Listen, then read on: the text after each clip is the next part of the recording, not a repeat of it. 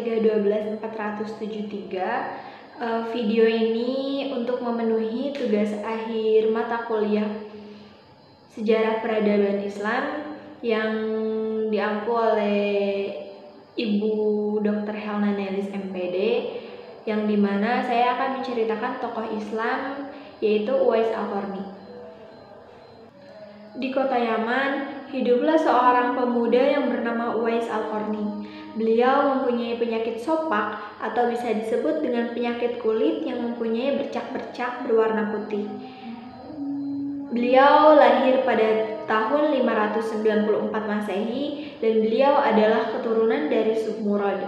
Beliau tinggal bersama ibunya yang sudah tua dan sudah lumpuh karena ayahnya sudah meninggal semasa beliau masih kecil. Uwais Al-Qarni adalah seorang pemuda yang sangat soleh karena Uwais selalu mentaati semua perintah sang ibu, keinginannya selalu dituruti dan selalu berbakti kepada ibunya. Namun ada satu permintaan sang ibu yang sulit Uwais Al-Qarni kabulkan. Apa ya permintaan itu? Sampai-sampai Uwais sulit untuk mengabulkannya. Ternyata ibu Uwais ingin mengerjakan haji. Uwais, mungkin umur ibu sudah tidak lama lagi. Ibu ingin kau ikhtiar agar ibu dapat mengerjakan haji. Begitu pinta sang ibu kepada Uwais. Uwais bingung. Bagaimana bisa ia mengabulkan permintaan sang ibu? Sedangkan perjalanan dari kota Madinah ke kota Mekah sangatlah jauh dan membutuhkan perbekalan yang sangat banyak. Uwais berpikir dan terus berpikir karena ia bingung. Uwais adalah seorang pemuda yang miskin dan dia berhidup bersama ibunya sangat sederhana. Uwais tidak mempunyai kendaraan ataupun barang-barang berharga. Sedangkan orang dari kota Madinah untuk pergi haji, mereka itu menggunakan kendaraan unta. Sedangkan Uwais tidak mempunyai kendaraan apapun, tidak mempunyai sama sekali. Karena Uwais hanyalah seorang pengembala. Uwais terus berpikir, bagaimana ya? Bagaimana aku bisa mengabulkan permintaan ibu? Uwais terus berpikir dan Uwais menemukan ide. Suatu hari Uwais membeli anak sapi.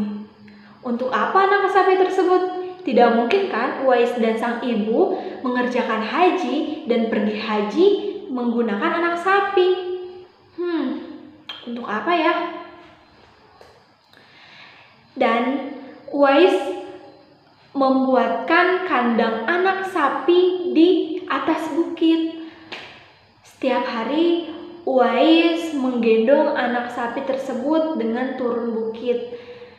Sampai-sampai Uwais dicaci maki oleh tetangganya dan dipikir gila. Uwais gila, Uwais gila. Itu kata tetangganya, dan tetangganya itu menertawakan dan mencaci maki.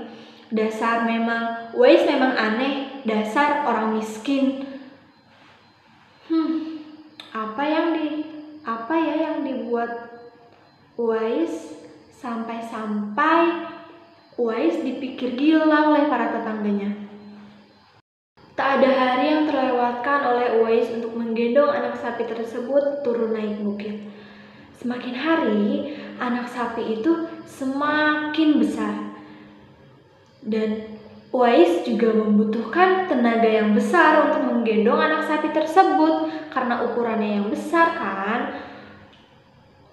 8 bulan berlalu, tibalah musim haji. Sampai-sampai anak sapi tersebut mencapai lebih dari 100 kg beratnya. Dan kini Uwais mempunyai otot yang sangat kuat karena dia setiap hari berlatih menggendong anak sapi tersebut naik turun bukit. Sekarang Taulah orang-orang mengapa Uwais setiap hari menggendong anak sapi naik turun bukit. Ternyata untuk latihan menggendong sang ibu dari kota Yaman ke kota Mekah untuk mengerjakan haji. Sampai pada saat bulan haji, masa haji tersebut, Uwais menggendong sang ibu dari kota Yaman ke kota Mekah dengan cara berjalan kaki karena dia sudah berlatih dan sudah terbiasa dan dia juga mempunyai otot yang kuat. Begitulah cinta Uwais kepada sang ibu. Beliau rela sampai berjalan kaki dari kota Yaman ke Mekah dan rela berlatih untuk menggendong anak sapi. Sampai di kota Mekah, Uwais terus menggendong sang ibu sampai tawaf di kota Mekah. Meskipun bercucuran keringat, Uwais rela demi sang ibu. Sampai-sampai sang ibu terharu melihat Baitullah di depan mata. Subhanallah. Dan Uwais berdoa, "Ya Allah, ampunilah dosa ibu. Ibu heran, bagaimana dengan dosamu, nak?"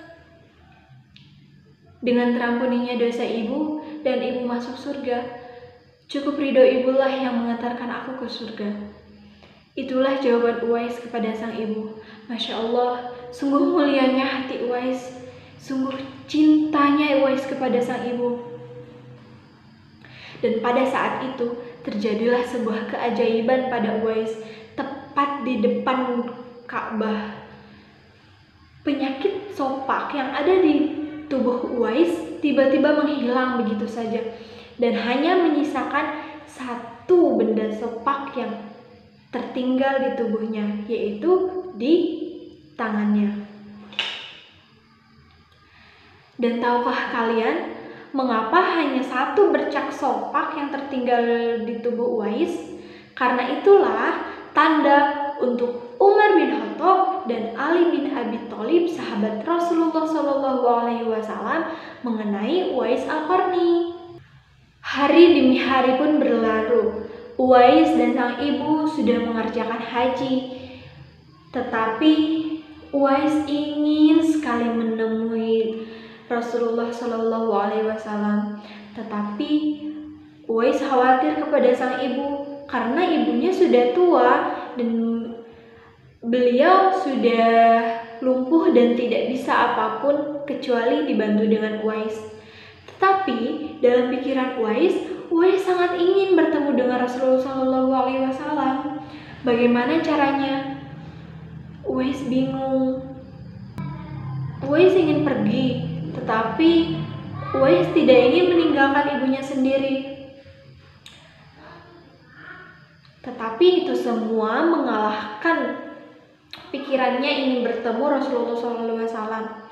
Dan Uwais meminta izin kepada sang ibu. "Ibu, izinkan aku untuk pergi menemui baginda Nabi ke kota Madinah."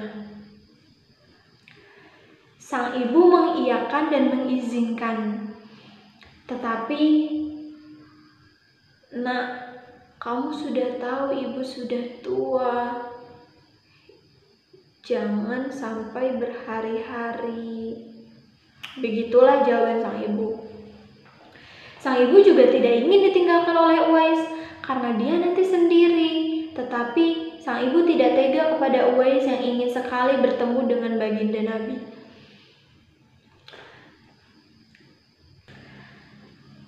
Dengan berat hati, Uwais pergi ke kota Madinah untuk menemui baginda Nabi.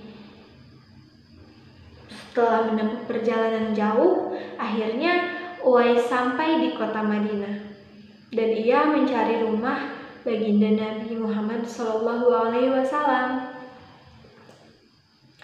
Setelah beliau menemukan rumah Rasulullah, beliau mengetuk pintu dan mengucapkan salam. Tetapi ternyata yang membukakan pintu bukanlah Nabi Muhammad SAW, tetapi sang istrinya, Siti Aisyah. Lalu Uwais Al-Qarni menyampaikan apa tujuan beliau datang ke rumah Nabi Muhammad SAW, karena dia ingin sangat sekali ingin bertemu dengan Nabi Muhammad SAW, tetapi dengan berat hati Siti Aisyah mengatakan bahwa Nabi Muhammad SAW sedang berada di medan perang dan Uwais Al-Qarni tidak dapat menemuinya hari ini. Tetapi Aisyah mengatakan kembali, baginda Nabi akan datang setelah 1 minggu yang akan datang. Uwais bingung, apakah dia harus menunggu baginda Nabi sampai beliau datang?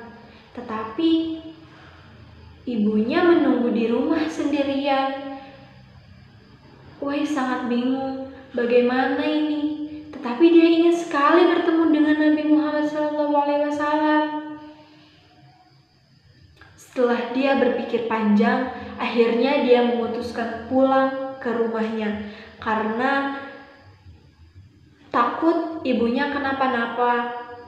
Akhirnya, karena ketaatan Uwais Al-Qarni kepada ibunya, semua pikiran Uwais yang ingin menunggu baginda dan ingin bertemu baginda Nabi Muhammad SAW tiba-tiba sirna. Uwais dengan terpaksa berpamitan kepada Siti Aisyah. Sebenarnya dia sangat sedih tidak bisa bertemu dengan Nabi Muhammad SAW, tapi dia harus pulang, dan Uwais Al-Qarni melangkahkan kakinya dengan rasa sedih. Beberapa tahun kemudian, tibalah kepulangan Uwais Al-Qarni ke rahmatullah. Beliau meninggal sepulang dari Perang Siffin. Perang Siffin tersebut adalah peperangan dari kaum Ali bin Abi Thalib dengan kaum Muawiyah. Uwais Al-Qarni meninggal pada tahun 657 Masehi atau tahun Islam 37 Hijriah, dan beliau meninggal tepat pada usianya 63 tahun. Anehnya, pada saat orang-orang dan warga-warga sekitar ingin memandikan almarhum Uwais Al-Qarni, di situ sudah ada banyak orang yang memandikannya. Mereka terheran-heran dan aneh. Begitu pula di ranjang yang akan dikafani, di tempat yang akan dikafaninya itu sudah banyak orang berebutan. Demikian pula ketika orang-orang ingin menggali kuburnya, ternyata di sana sudah banyak orang yang menggali kubur hingga selesai. Itu sudah banyak orang. Keanehan apa ini? Dan pada saat mayat Uwais Al-Qarni dibawa ke liang lahat, di situ sudah banyak orang yang berebutan ingin mengusungnya ke dalam liang lahat. Sudah pada saat Uwais Al-Qarni pulang ke rahmatullah, banyak sekali keanehan-keanehan tersebut, dan warga sekitar, tetangga-tetangga Uwais Al-Qarni terheran-heran. Ada apa ini? Mengapa ini? Siapa Uwais Al-Qarni sebenarnya? Siapa beliau? Hingga pada saat pemakaman beliau ini banyak terjadi keanehan-keanehan yang tidak terduga, dan ini sangat mustahil. Begitulah kata orang-orang sekitar. Berita meninggalnya Uwais Al-Qarni dan keanehan-keanehan yang terjadi pada saat wafat beliau itu tersebar kemana-mana, dan baru saat itulah penduduk kota Yaman mengetahui siapa sebenarnya Uwais Al-Qarni. Tidak ada yang mengetahui siapa itu Uwais Al-Qarni, karena itu adalah permintaan dari Uwais Al-Qarni sendiri kepada Ali bin Abi Thalib dan Umar bin Khattab supaya merahasiakannya dari penduduk kota Yaman. Sebagaimana disabdakannya oleh Rasulullah SAW bahwasanya Uwais adalah penghuni langit. Jadi, hikmah yang dapat kita ambil dari kisah Uwais Al-Qarni ini adalah kita tidak boleh pantang menyerah dan harus selalu optimis dalam menjalani hidup.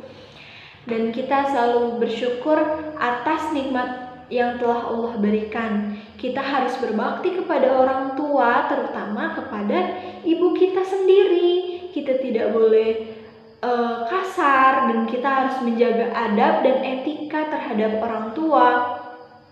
Terus kita juga tidak boleh pantang menyerah. Pasti akan selalu diberi jalan oleh Allah Subhanahu wa taala ketika kita mau berusaha. Terima kasih. Saya Verly Aprilianti pamit undur diri. Terima kasih. Wassalamualaikum warahmatullahi wabarakatuh.